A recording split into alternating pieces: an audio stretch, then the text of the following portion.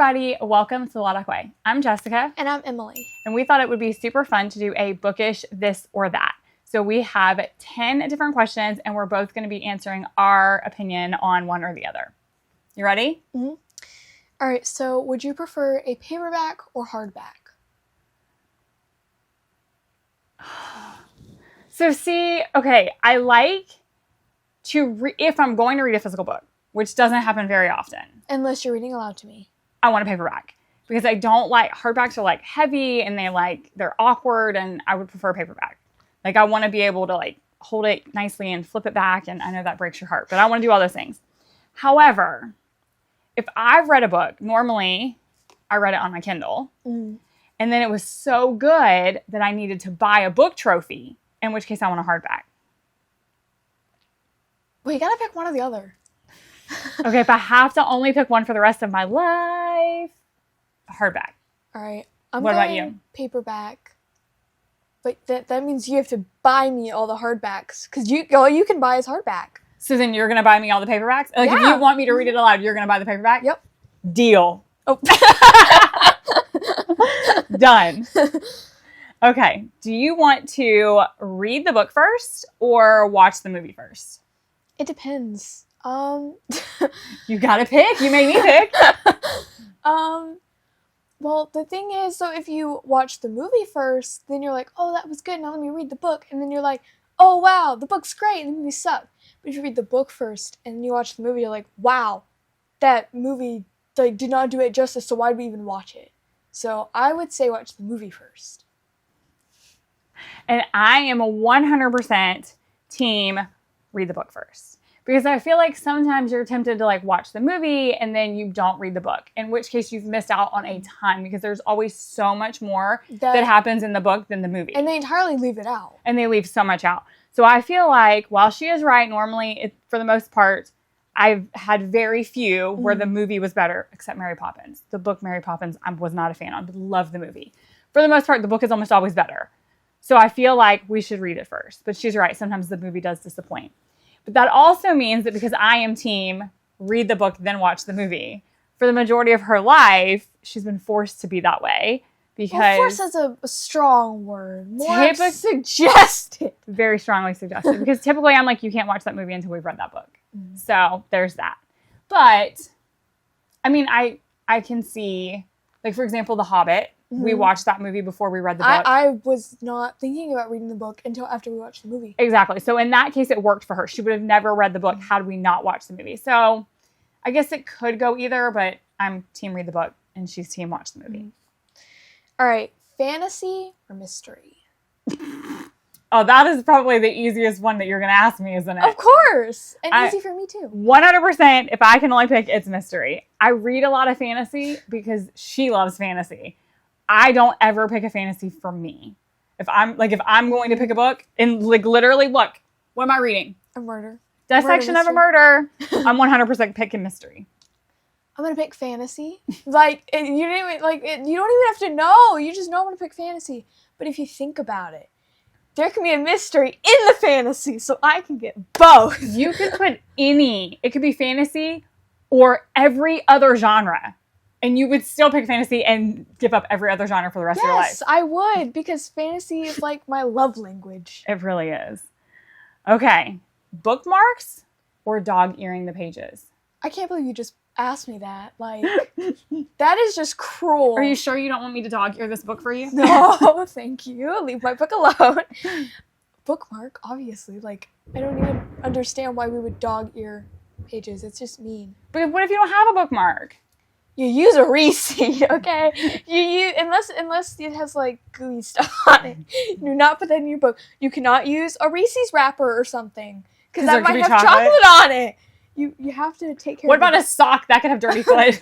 That's fine. That's your problem, not mine. Okay, I'm actually gonna agree with you on this one. I'm team bookmark. I mean, obviously, if you have nothing, like literally a hair tie. Yeah, we've used a lot of interesting things. I prefer to never dog mark. Like I don't want creases in my book pages.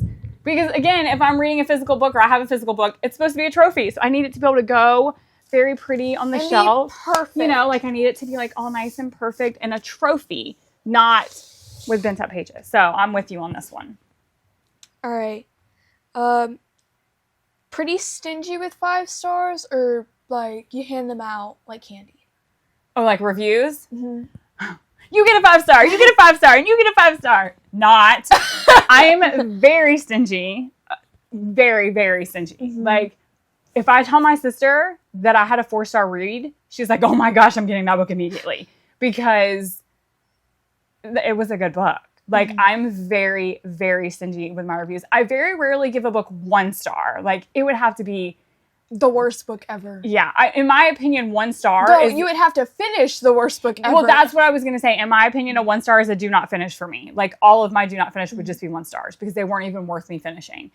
But other than that, I'm like 2, 3, 4. The book has to have been phenomenal to get 5 stars for me. What about you? I hand them out like candy. She really does. If she finishes the book, it gets a 5-star. Though I want to be more like you. I want to be not stingy, but better and then work my way up. So I think what we've decided is I'm going to create like actual black and white guidelines. Because why do you give all the books 5 stars? Because if you didn't give them 5 stars, it would what? I'm not sure. It would hurt the book's feelings. Oh, yes, it would. Like, that's literally her meaning behind it. If she didn't give it a 5 star. I would hurt the characters. They'd be like, why? Yeah, like, it would hurt their feelings. So I'm going to come up with some sort of, like, black and white, like, you know, like, did you read it in less than a week? Were you tempted to pick it up every single time you had a spare minute? Or did you, like, struggle to read it? Or I'm not sure what it's going to be yet, but there's going to be, like, criteria for each of the star ratings to earn its place. And I'm so black and white, that'll totally work. She's very literal, so that will work for her. So if you guys have some sort of suggestion for, like, this means it's 4 stars or this means it's 5 stars, please let us know down in the comments. Reread favorites or always read something new? I don't know. But what if it's a really good book and I have to read it again? I like predictability. You do like predictability. So you're going to reread favorites. Oh, you mean kind of like we rewatch the same shows? Like how we've literally watched Grimm 6 times now? 5.5. Yeah. Because we haven't finished the sixth viewing yet. Well, actually, I got repulsed by it. After. Because I watched it so many times. Yeah. 6 seasons, you guys. She watched it 5.5 times. Just Add Magic? Oh, that one was bad. 10 times probably or more. Every time I was sick. So, a book. Are you rereading a favorite or are you starting something new? I'm just going to reread it. I do with everything else. You do. This is true.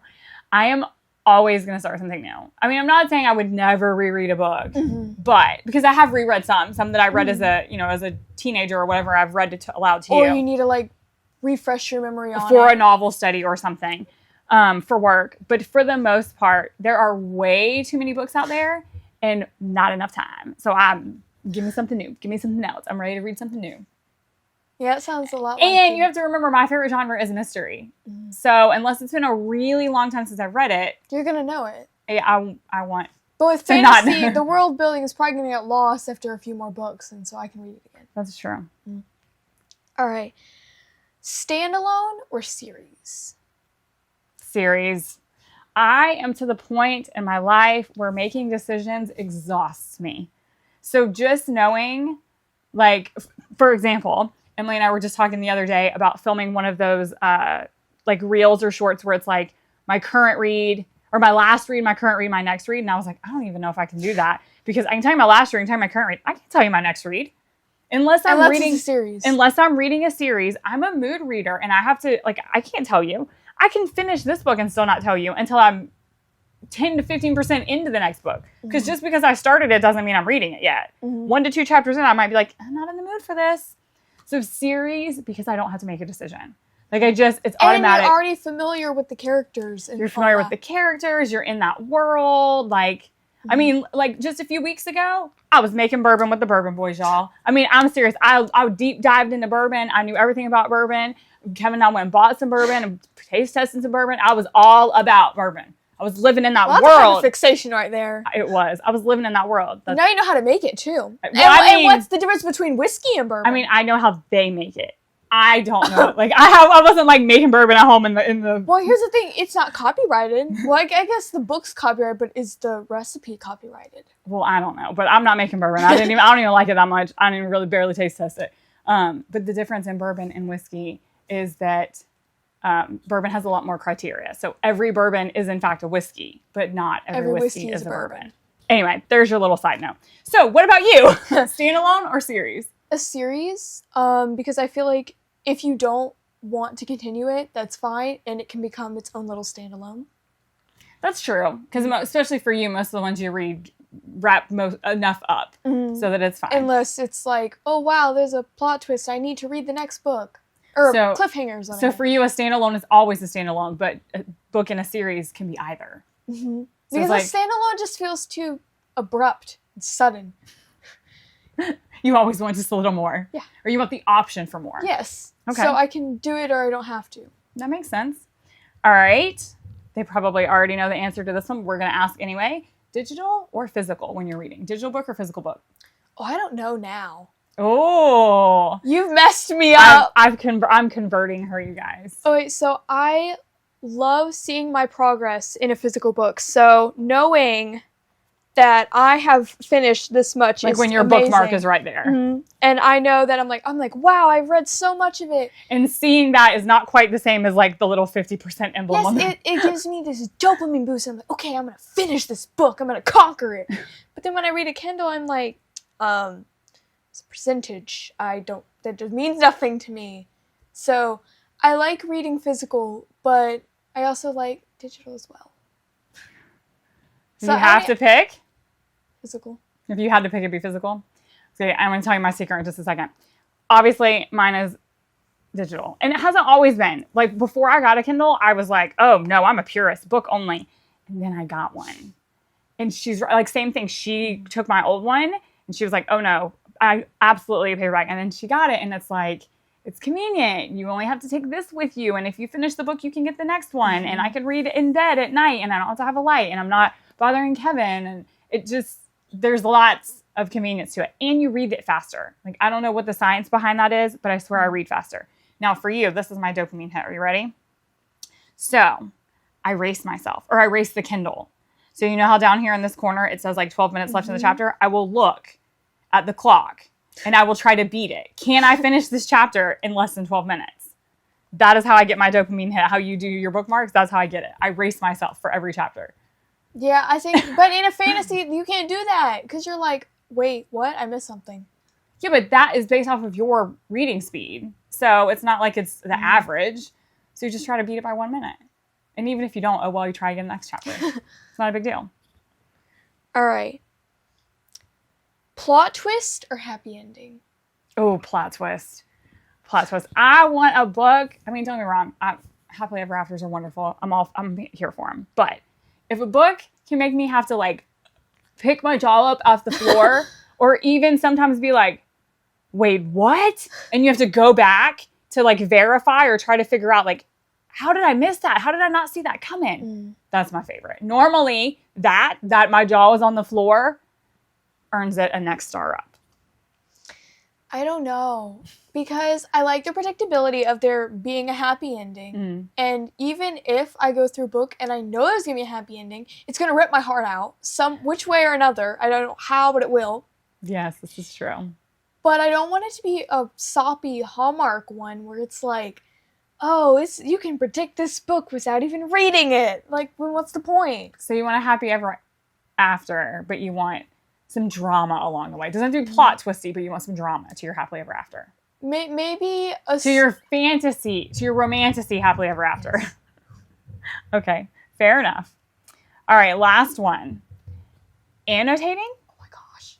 Or keeping books perfect? Are you seriously asking these questions? I am. This is, wow. I can't believe anyone even wants to annotate. It's cruel. It's cruel to the book? Yes. The book has feelings, and so do the characters. You don't mess with their feelings. So, keeping the books perfect. I'm laughing because the other day you told me when we were watching a reel, a video or something, and they were annotating in the book, but it was pretty annotating, like with sticky notes and everything. I showed her. It's still annotating. You're writing in the book. But this is what you said. You said, books are friends. You don't write on your friends' faces. Because you don't. And she was dead serious, and I was like, okay then. And that was the moment that I was like, I have a few books she needs to not see. lock them in a safe, hide them. But don't So- burn them. Burn them. That'll be even worse. So I don't typically, so obviously your keep book's perfect. I don't typically annotate fiction books. Like if I'm reading a fiction, I don't really normally find the need to annotate because what I read is not typically so heavy that I need to be like taking. Maybe like a self-help book if you were to annotate with me knowing. Exactly. So I do annotate nonfiction books. Ooh, Like quite a few. that's a crime. I know. That's a crime right there. I do though. I do typically like highlight or make notes in the margin or underline That's important sacrilege. things. I'm sorry. Don't ever borrow any of my nonfiction. Just buy your own copy. In paperback, because most of mine are hardback anyway. Oh, great. But I do annotate a nonfiction book. But for the most part, I'm not reading like really, really intense world building fiction where like you need notes on who, you know, and so I don't annotate fiction. But if I have to pick one or the other, I'm going to annotate because I want the ability, I'm sorry, to be able to annotate my nonfiction books. Thank you for joining us for a Bookish This or That. We hope you enjoyed it. And we are going to leave the 10 this or that we did in the description because we would love it if you would give us your opinions and which camp are you. For the most part, you're either Camp Emily or Camp Jessica. But either way, we're not going to take it personally.